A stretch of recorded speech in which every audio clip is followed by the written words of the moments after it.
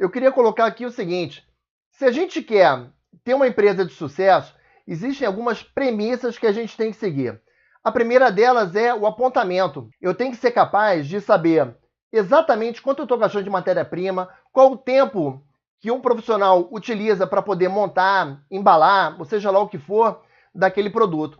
A mesma coisa da despesa fixa. Eu preciso entender qual o meu histórico, o que acontece de despesa fixa, quanto eu vou gastar de contador, a média de luz que eu consumo, a média de telefone, para poder, no fim do mês, alocar aquele valor e poder fazer esse pagamento. Então, esse apontamento, todos esses desembolsos que eu tenho ao longo do mês, eles são de extrema importância eu estar anotando cada um deles, classificando o que é despesa e o que é custo, para que no fim do mês eu consiga formar meu preço, fazer o apontamento e ver se eu tive lucro ou prejuízo naquele período. Outra coisa muito importante é não confundir pessoa física com pessoa jurídica. O maior erro que os empresários fazem na vida geral, em todas as consultorias que eu já vi até hoje, é, pegando esse exemplo aqui da carpintaria, o cara fez o banco, vendeu o banco, aí ele vai pegar aquele dinheiro, vai no supermercado e compra comida lá para casa dele.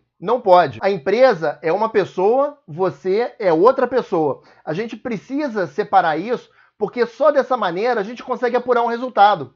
A gente consegue saber se está ganhando ou perdendo, se a gente está tirando muito dinheiro ou não da empresa. Então, a gente precisa separar, chama o princípio das entidades. A gente tem que separar a pessoa jurídica da pessoa física.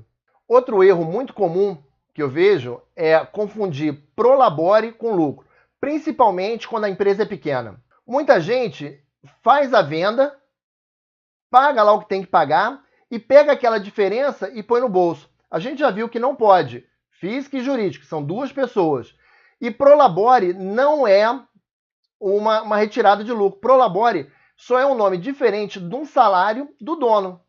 Então a gente não pode confundir prolabore com retirada de lucro.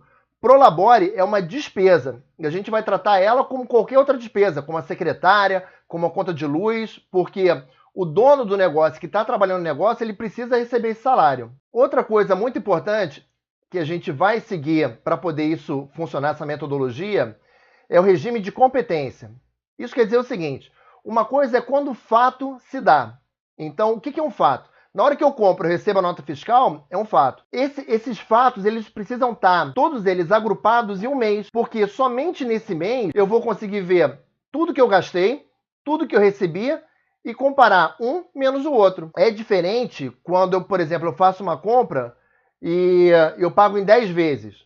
Então, eu estou no mês de janeiro, fiz uma compra, qual é a competência? Janeiro.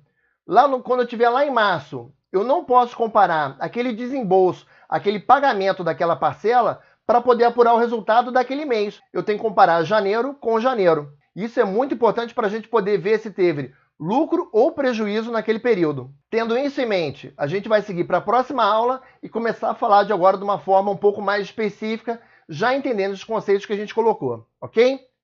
Sangue nos olhos, faca nos dentes, vamos em frente!